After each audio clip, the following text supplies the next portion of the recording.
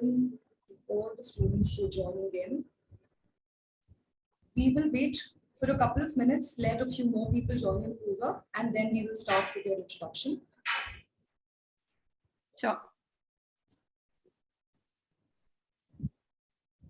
So I can see it's already there. So the topic for today is, why did Amazon pick me?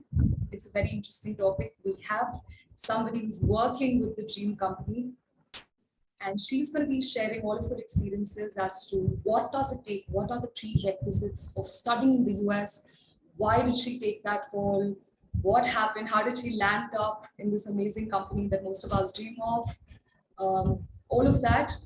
The format of the webinar is that we have a few basic questions that all of you as study abroad aspirants have in mind. We will be discussing those first. After that, we can leave the floor open to any questions that you may have. Apoorva will be happy to kind of take up the relevant ones. Thank you, Apoorva, for joining us, for agreeing to co-host this with me. Thank you for having me. Okay, I think we can start. So we have with us Apoorva Mehta. She is a software developer at Amazon. She has done her, she's graduated from North Carolina State University in the US, and she's worked as a data scientist, as well as now she's in the field of computer science as a software developer at Amazon. Thank you, Apoorva. Thank you so much. Is there anything that you would like to add as to what you've done, what you've achieved so far?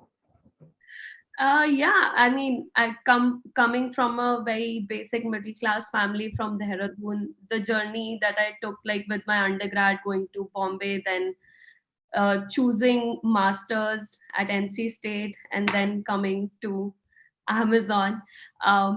Pretty like, look, you will find a lot of people with similar journeys, but yeah, this one was mine, and happy to share whatever I learned throughout this journey. Yeah. Right now. Yeah. Okay. I think all of the study abroad aspirants, especially the ones who want to study in the US, will be more than happy to know firsthand as to what you went through, what was the cycle like, what questions did you face, how did you answer them for yourself. Moving on, let's move on to our first question, which is, why did I pick the US? So why did Apoorva pick the US? Now, as we understand, we have a lot of options in a lot of other countries as well. But back in the day, there were a few countries that were very cliche for the students to pick. So why did you pick the US back then? And do you think it's still a relevant choice for students? So when I was planning to come in, it has been 6 years now, and for me, the one major thing was the motivation to be at something where technology, the hub is for computer, like everything you see, like from Silicon Valley or the headquarters of Amazon in Seattle, and like everything you see, like somehow US is always like the center, attracting the best minds everywhere, the best schools everywhere.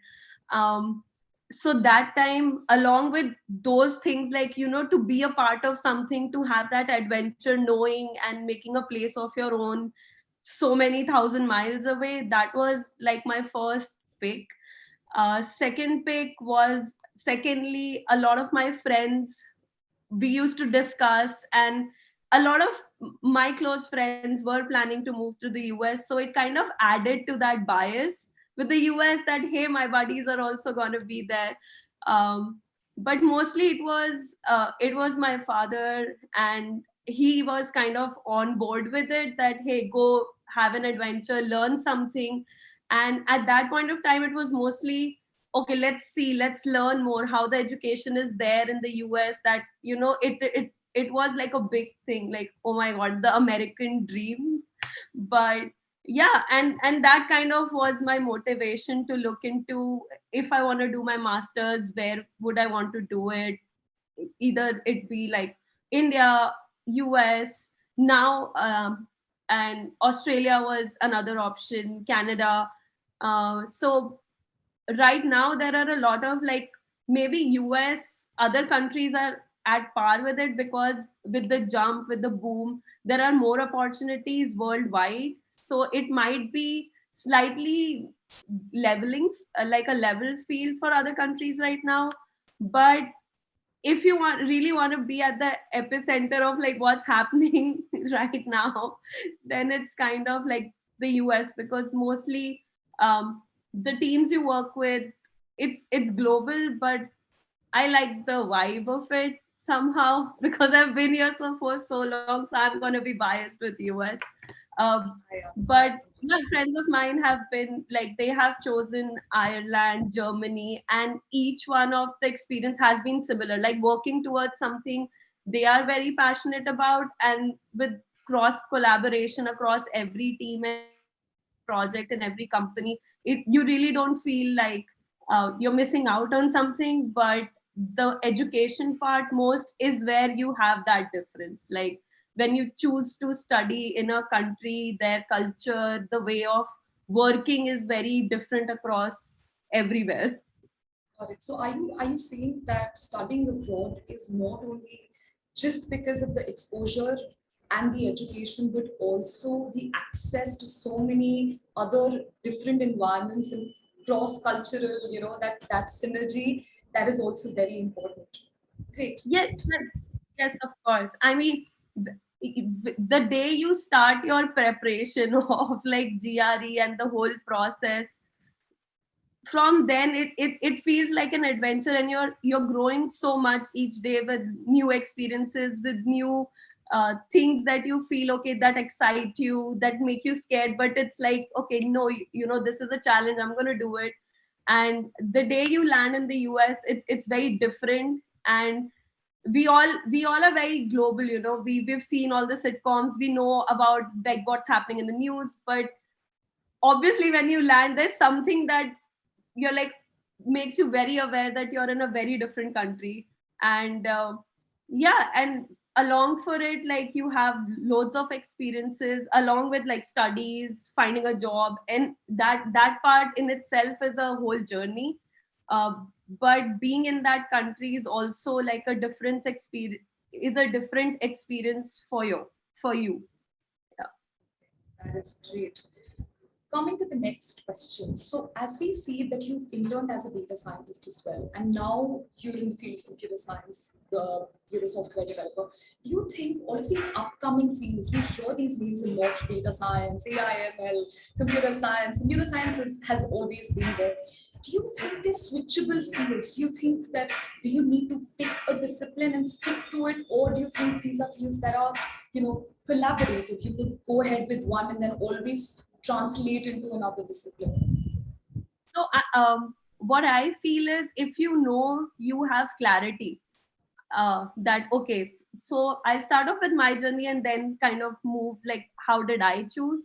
So for me, I started off with computer science, and for me data science and AIML was very new. And I never took any courses in undergrad, but here I thought, okay, let me try something new, and it seems interesting because I was always intrigued by like data driven decisions and all of this, like what is this happening, all these jargons around me. So I took a couple of courses and I really enjoyed it, like ranging from data science, data driven courses, and also like AI and ML. So if you see my coursework, it's like all across the rainbow, because I was trying to find what excites me or what's interesting to me. There, I think people who are aspiring now can have that leverage and take a couple of courses online before you make that choice. So with computer science, you can do a array of things. But if you know you want to go into data science or go into ML hardcore, then prepare for that course accordingly. For me, I still wanted to give myself a bandwidth, say, hey, okay, if I want to go for data science, I might be able to project my career in that direction, or ML, or in that direction. And I did my internships. Like I had one internship which was a data science intern, and then the other one for the summer was a machine learning intern. And I enjoyed both of them, but I kind of realized that I need to code more than make presentations. So I kind of had that like the whole day I need to code something. I can't make just a presentation. And there are days where you are like just writing documents as a developer too. But for me, that presentation, that business wasn't that important so early on. Like now I am. Into like, okay, what is the business domain, what is that, but I didn't want to start off with those questions. um, Got it. So the and main takeaway here, I think, Apoorva, and a very important one, is that as a student, you need to be open to learning.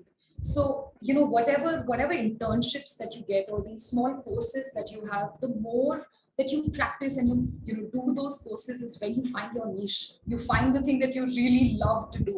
And I think as students, you should be open to all fields, all adjunct fields, and that's how you find your dream profession, maybe something that you want to do for the rest of your life. yeah, totally.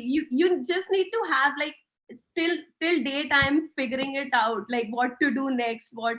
So it's very overwhelming when you sit at like, okay, what I'm gonna do in my masters. So just have like, just give yourself time to understand, okay, hey, like do I like security, or do I like data, or do I like AIML, or do I like other backend systems, or do I like theoretical computer science. So all of these questions are very helpful when you choose what you want to do further. And again, like there's always like, for me, I wanted a balance between all the math and the statistics of data science, and also like the scale of computer science, and also the impact that ML models have. So for me, I kind of dug my way through to have a position that kind of is on those lines.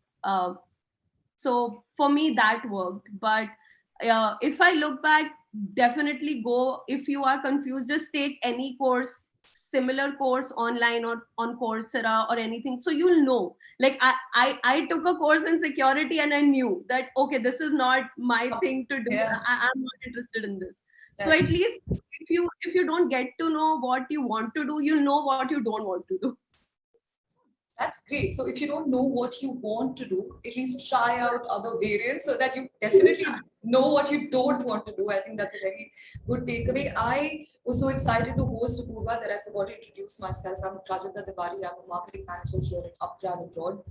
Any questions that we don't cater to during the webinar, or if Apoorva is short in time and we're not able to take your questions, you can drop those at social@upgradabroad.com. My colleague Arushi will drop all of our social media handles, as well as the email address. Any concern, any study abroad related information that you would like to get from Upgrad Abroad, you can write it to us, and our experts will get in touch with you.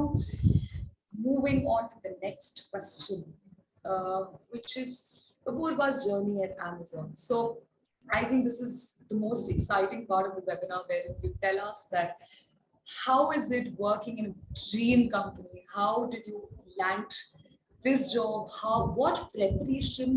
Sometimes we dream big, but the preparation, the upskilling, the dedication that is behind all of that gets, superseded by just the fact that you're working there. What is it that you need to work in this dream company? Well, you really, since like I'm a software developer, so your skills need to be aligned to your role. So starting with Amazon, I'll say it started off with a lot of rejects from other companies, because like in India we are used to like campus placements or things like, okay, we'll give this interview. Here, even getting an interview is your own resume, is your own networking. And like, of course, the university helps a lot by having like career webinars and seminars where companies come, they have booths, you go and give your resume in, and then you get like a call if you filter out the criteria for a job. So that way it was, I wasn't expecting so many, like where you're applying to so many companies and then you get. But throughout each interview you kind of learn what the other interviewer is expecting, and with each role it's very different. And for Amazon, it was more on the whole process was just upskilling your coding skills, aligning with what the company stands for, their leadership skills, the leadership principles, which are like very big in Amazon. And I was surprised myself that it's actually what you see is actually the core of the company. Like you'll use it like every day. And then third of all is like having the confidence and and an open communication during the interview, because cracking so you've prepped everything, you've done your lead code questions, you've done everything, you've made up your stories. Hey, this was my conflict, this was where this is what I studied, why it impacted me, these were my projects. So you've done your elevator pitch, you've done your coding skills, you've cracked the challenge. But when you talk and do the live coding, it gets you in a, it can be very overwhelming. But just to be sure, like, hey, I know this. You have to be confident in how you tackle the question, and also have an open communication with the interviewer. So now, at being on the other side, where I am like having going through the interview process from the other side of the desk, so you can understand, like, coming from the other side of the table, so it's just another person sitting there, and at that time everything else like can just shut up in your brain, and you can just focus on having the interview and cracking that. So yeah, these four things: first, your elevator pitch; second, your resume; th- third, your skills, like what language kind of is not that important, but your logic should be really crisp, because you get that option of coding in any language. And then whenever you join Amazon, it's what the team is working on, you quickly onboard to that language.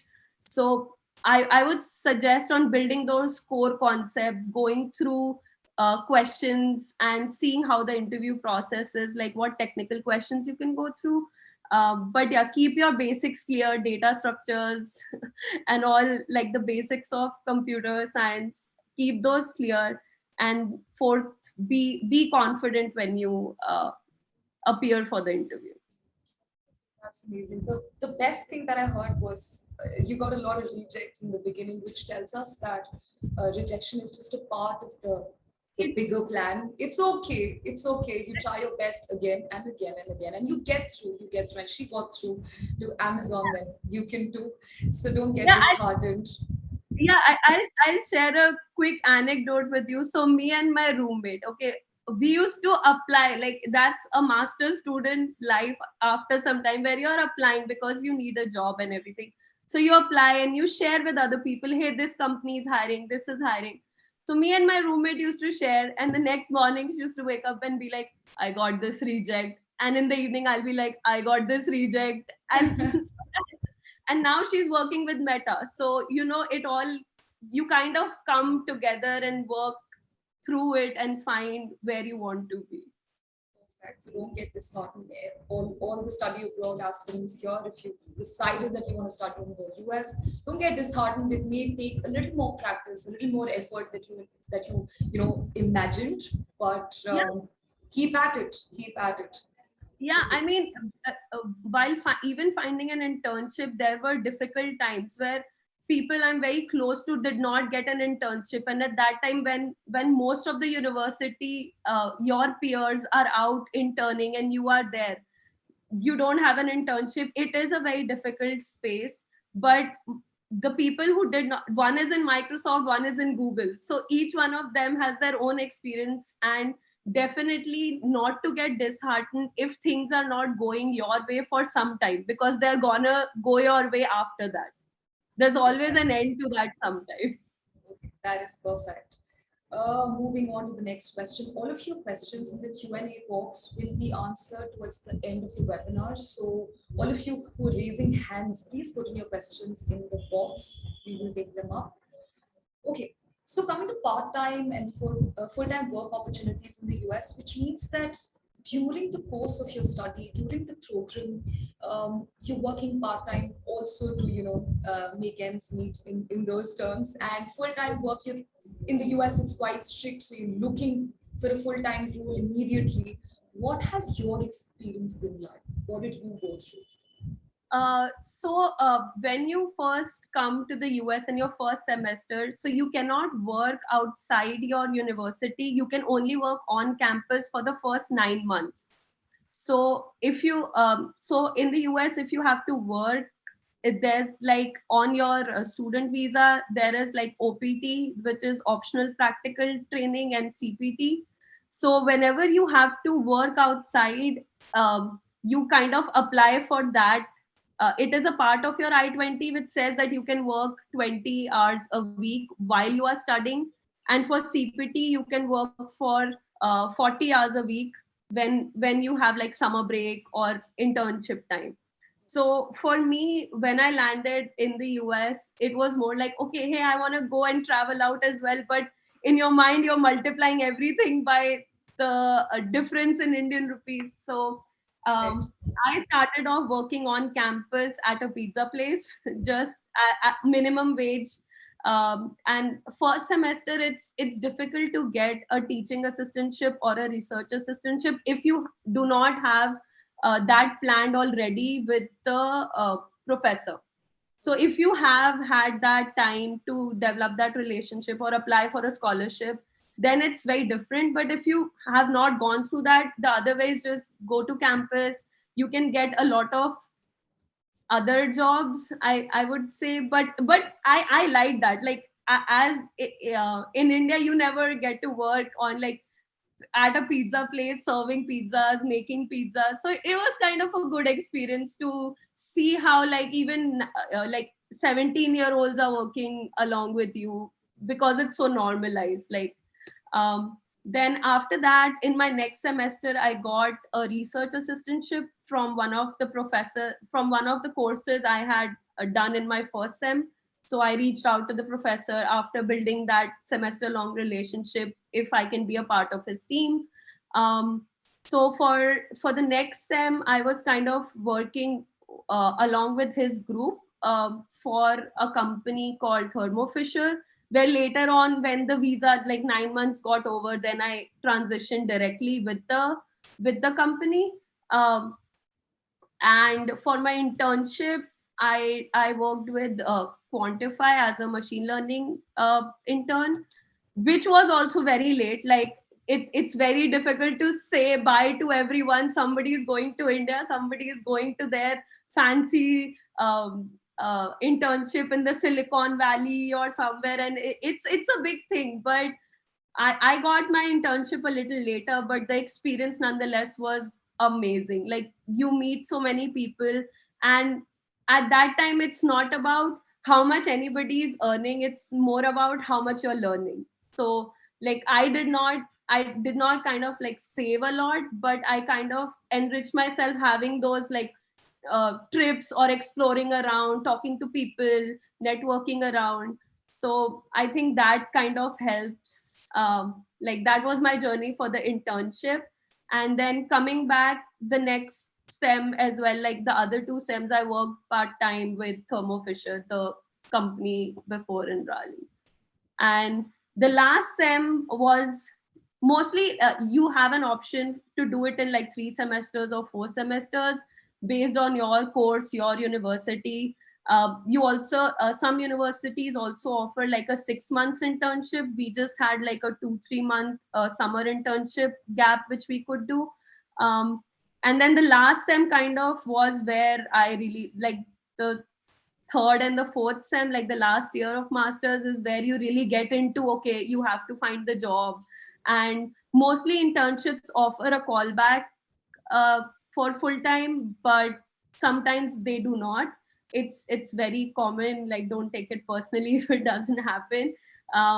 But yeah, and after that you kind of go through that whole process of like skilling yourself up, talking in interviews, refining your resume, adding to your LinkedIn, your GitHub profile, all of those things. You start building up your profile because the person taking your interview only has your resume and what you're talking about. They won't get into the details of, hey, I didn't study, I didn't sleep for like 1 week for this project, and I didn't sleep for like so many days and this was difficult. So just present it in a way that, aligns with you, aligns with the job, and aligns with the question the interviewer asks. So for me, gaining confidence, because the first couple of interviews I completely tanked. Like, did not like, I knew the answer, I was solving the right way, but I was so nervous that my hands are shaking and I'm like, what is even computer science? So you need to fail a couple of times to understand, okay, no, I got this and this is it. So um you get a lot of opportunities, but you have to go look for them and be open.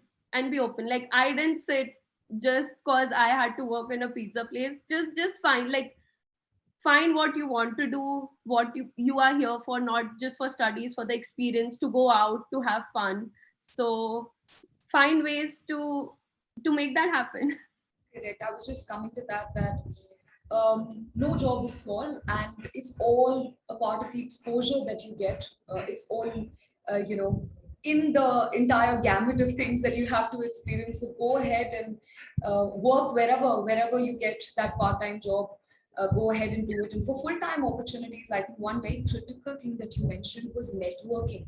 Very important to build that rapport with your professors, with other people, with guest speakers who come. Make sure that you connected with them, you attend their lectures, keep upskilling. I think if you do that on a consistent basis, there's no way that you won't land up a dream job like Apoorva. Okay, coming to the next question.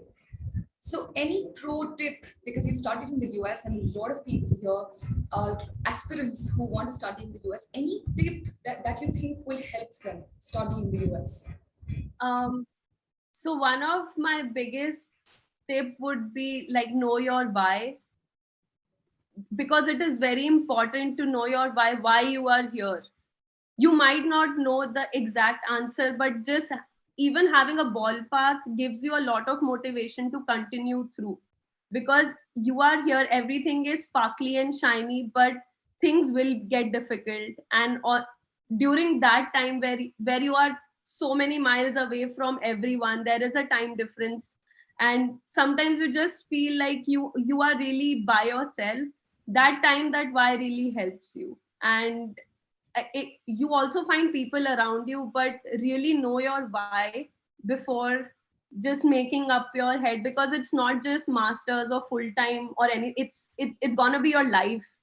Like that, like, you're gonna be missing birthdays, you're gonna be missing everything. But if you have like a why in your head, like, why am I really here, it really makes a very big difference in what experience and how you deal with those difficult times.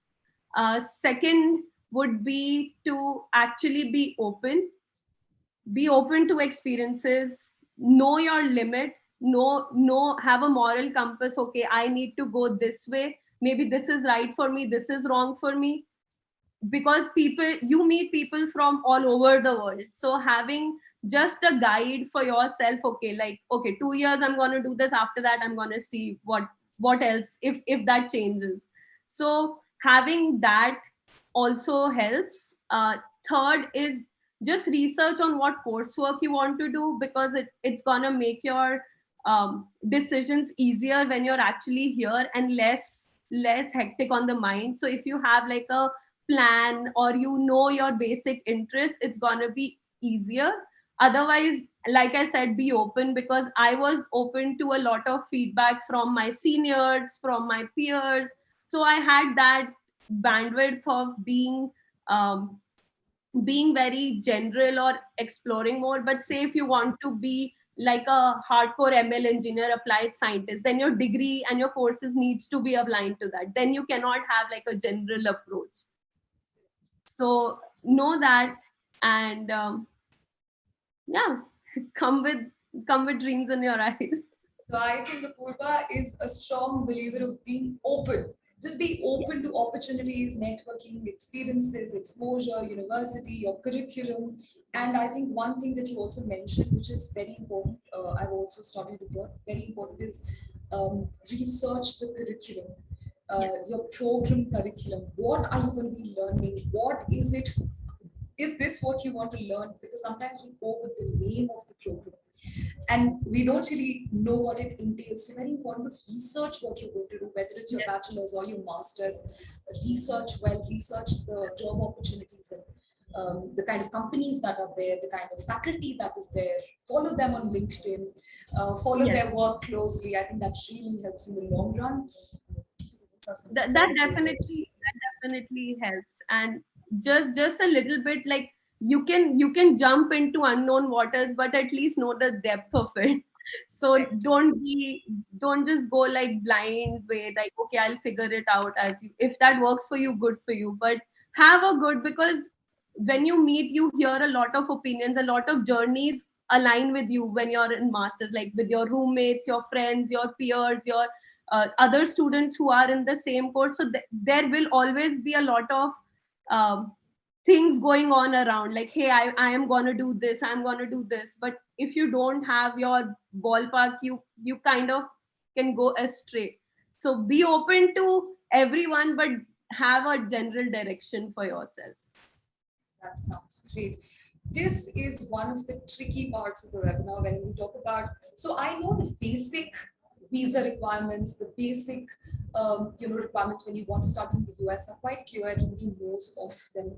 Are there any tricky parts to this? Are there any parts that students don't know of, and when they land is when they get acquainted with? Oh my God, this is also something that you need.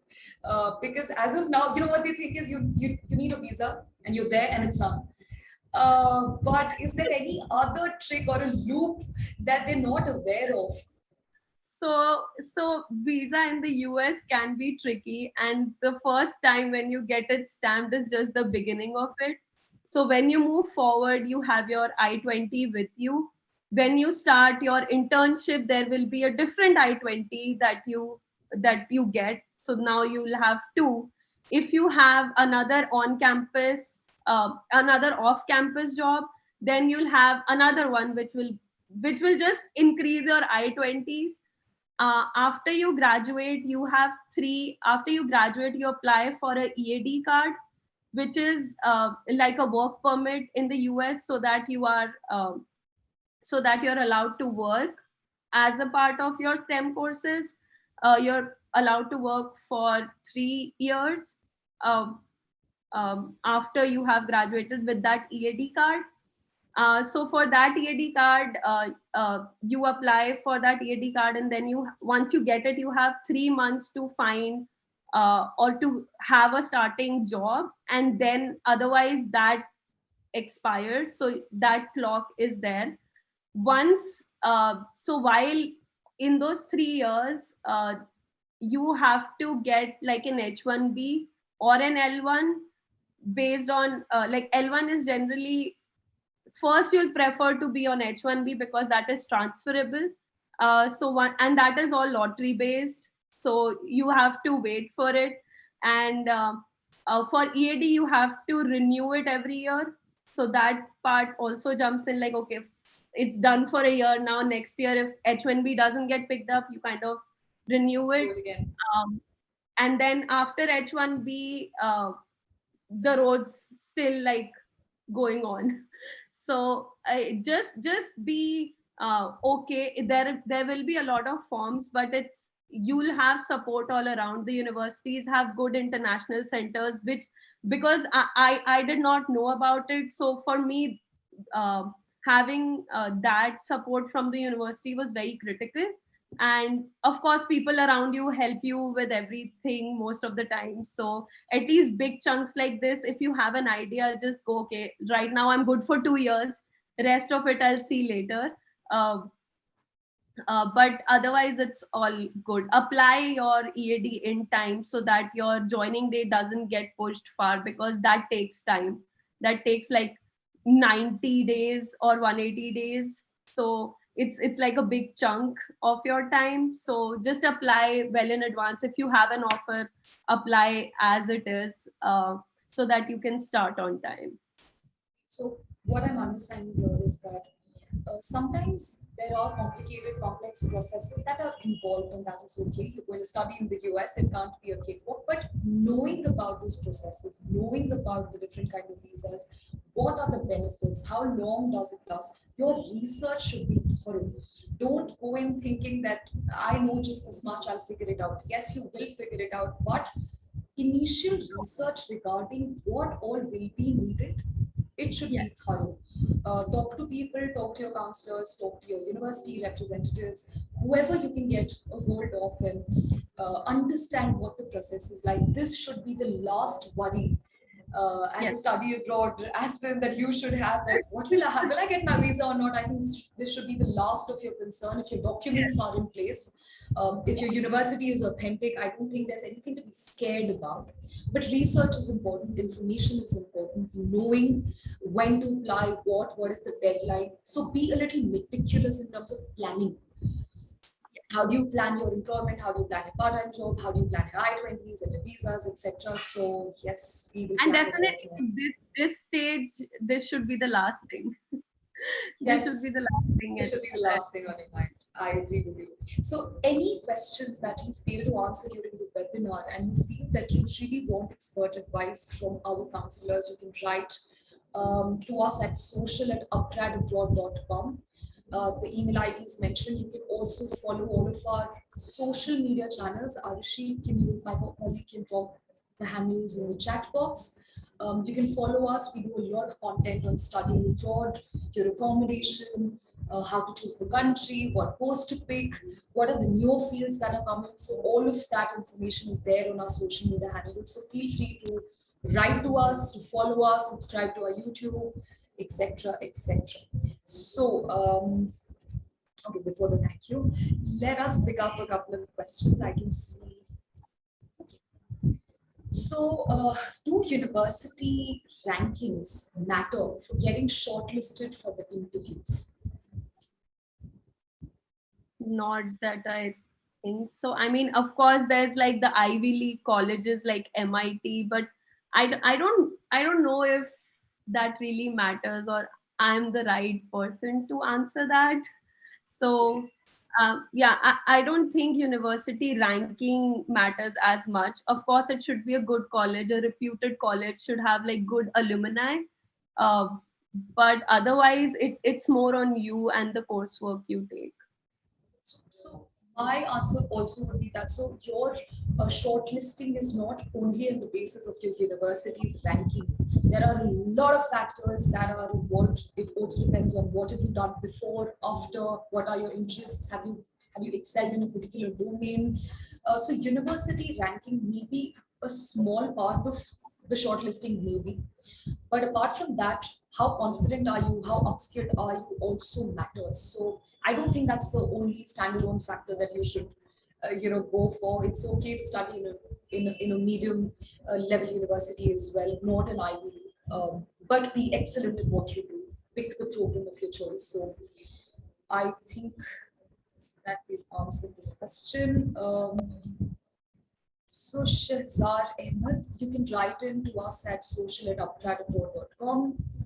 We can tell you all of the options that we have for non-tech background. He's also asking about the opportunities for people in marketing. We will arrange a call for you with our expert, and we can answer all of your questions live. And I think that's a very valid question. With like, for me, it was a tech background, but I have friends and I have interviewed people who have come from a non-tech background. There was a lawyer who kind of who did interview for like an SD position. So you just need to have those skills, and if you want like to have an experience for marketing or analytics, if you want to study that, go for a degree, explain in your like SOP, LOR, why do you want to do that. Your SOP will tell you, do some projects that, hey, I this caused me to pivot my interest in this way. So definitely a lot of opportunities for you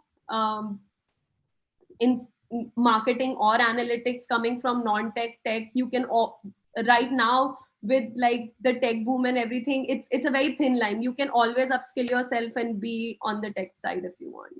So Shilzar Apoorva says that if you upskill and you have the right skill set, you can switch between domains depending on what is the level of skill that you have for that particular job role or responsibility. If you want, if you're looking at a specific program or a university in question, you can always write it to us. Okay, so Sharon has asked Apoorva, did you have any job experience before going for your masters? So do you require? Yes. Okay. So I did work for Amdocs for close to 2 years before I left after my undergrad. I think it gave me a good, it's not at all required. There are people who directly, and a good amount of population that directly come after their bachelor's. So there's no like thing that you need experience, because a master's in itself is another experience in another country. But for me it was helpful because I kind of um, had that first hit of like a corporate life, and just after undergrad, um, uh, it was helpful for me to work with people across countries. One of my team leads was in Canada, so just to know, okay, this is how people work and it's not the same as university, and all those design principles actually make sense. It's not just on the exam sheet, and this is how you implement it. So that kind of broadened my horizons.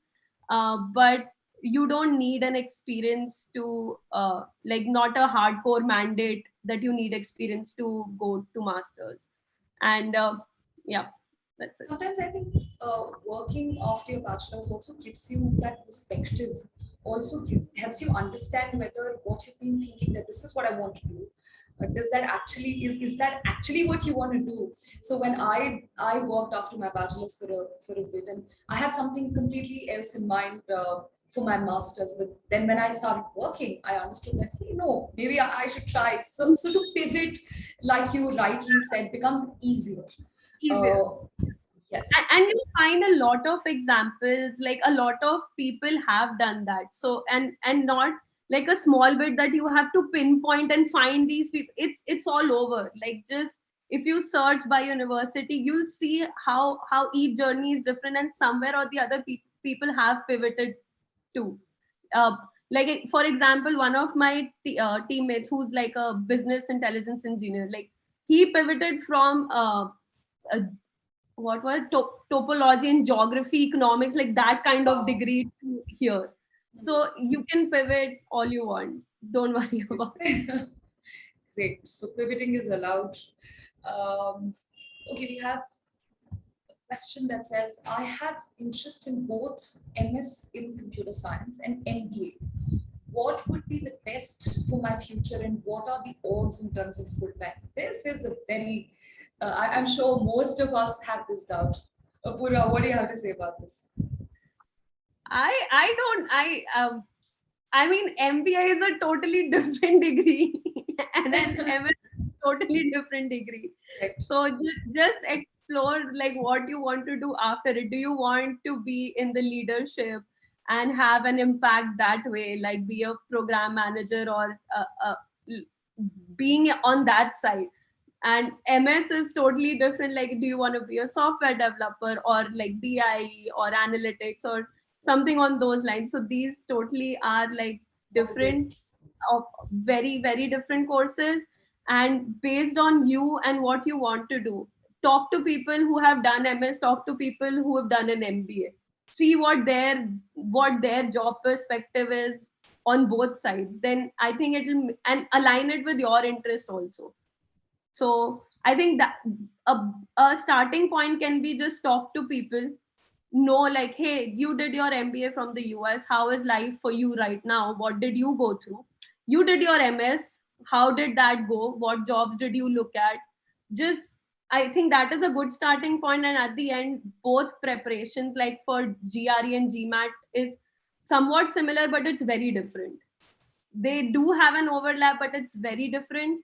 And the mindset, the whole process is kind of how, like, it's a little different.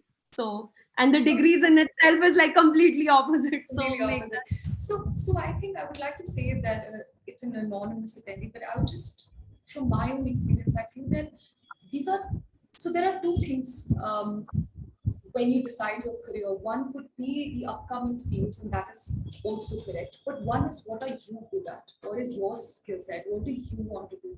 So going for a data science program just because it's the trending course right now is not correct. So just research on what you think, what skill set do you have, what will you be good at, what interests you, what curriculum suits, your aptitude, and then maybe, as Apoorva rightly said, talk to people.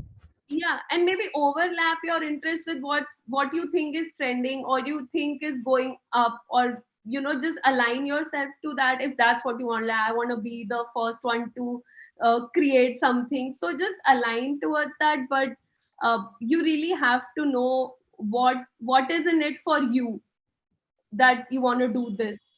So otherwise it's like, once all this MS MBA is over, then you are gonna start question, why am I here, or what am I getting out of this job. Like, you Correct. don't even like it, then it gets very monotonous very easily, It and gets you to you. lose interest quickly. Yes, absolutely. I second that. Prabhu is asking that I just completed my bachelor's degree in electronics and communication engineering, but I don't have any skills as I didn't Uh-huh. do anything in college time. But my aim is to work in the US. Can you guide me to achieve my aim? To give him 3 tips, how can Prabhu achieve his aim to study in the US? What do you want to work as? Just understand that, right? Because you can always do a job in India.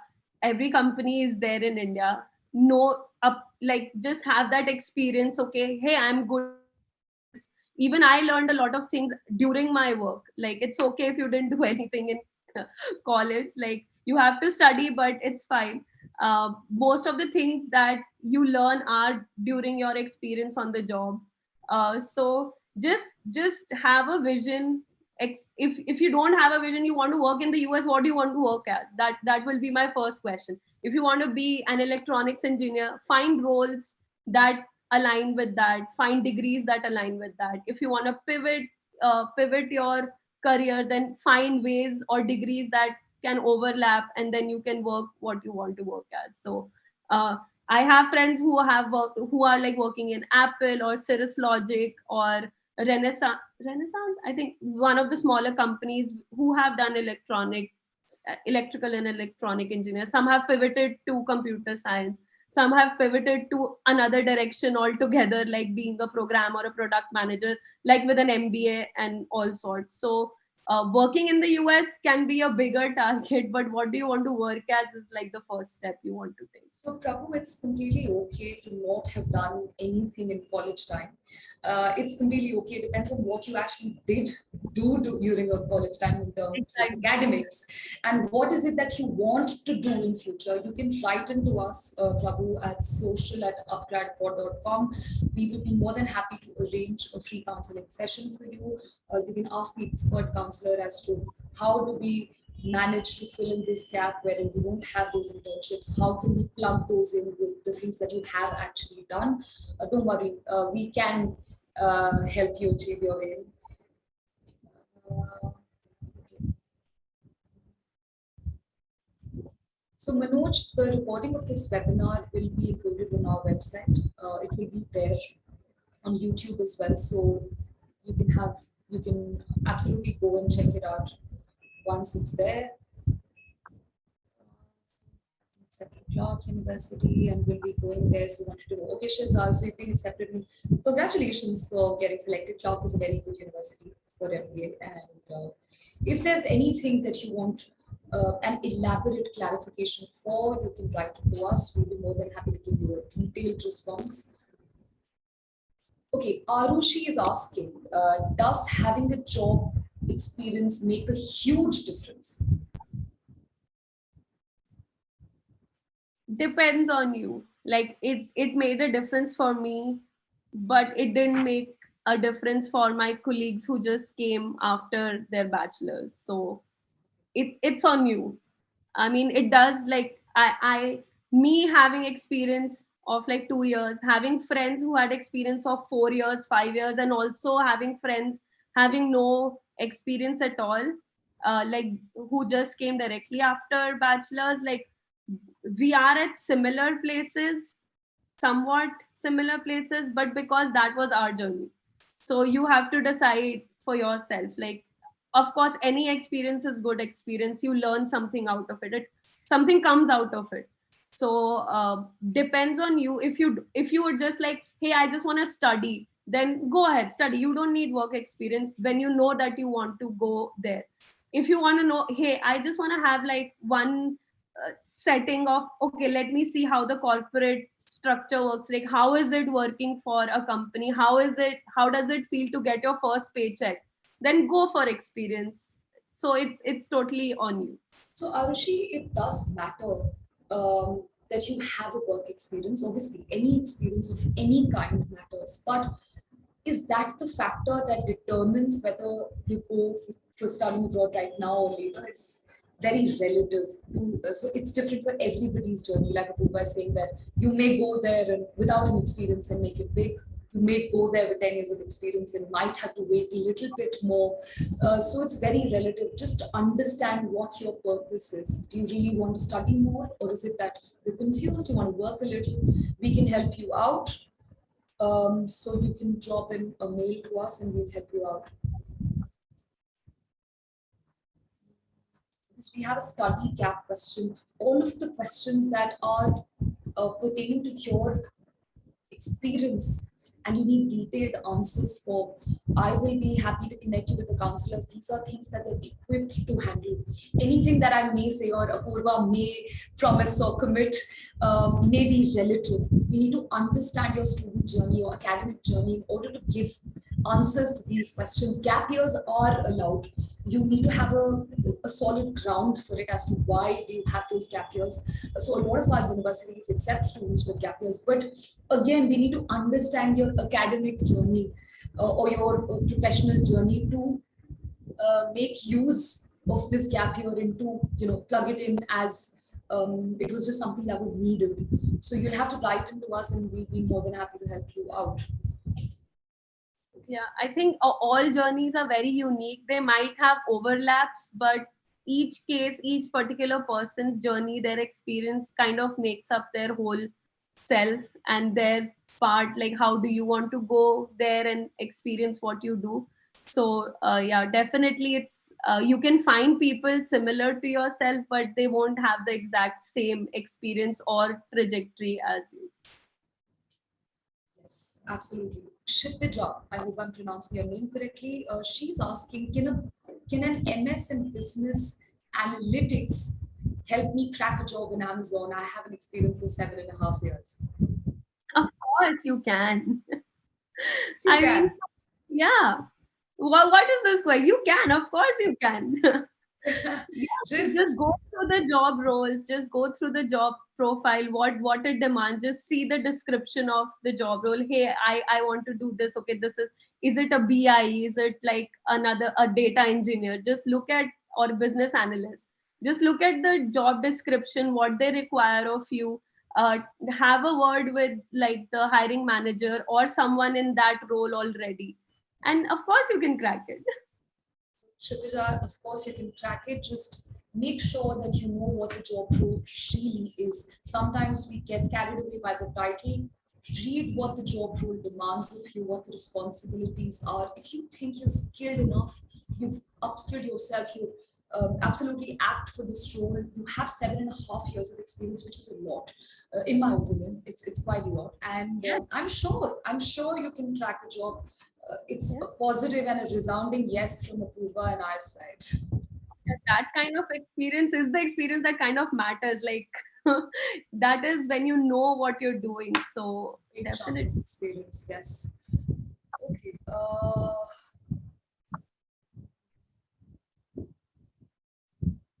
Okay, I think we have answered all the questions that I found relevant. The rest of the people who want to ask questions or have certain questions, you can always write them to us at social@upgrad.com.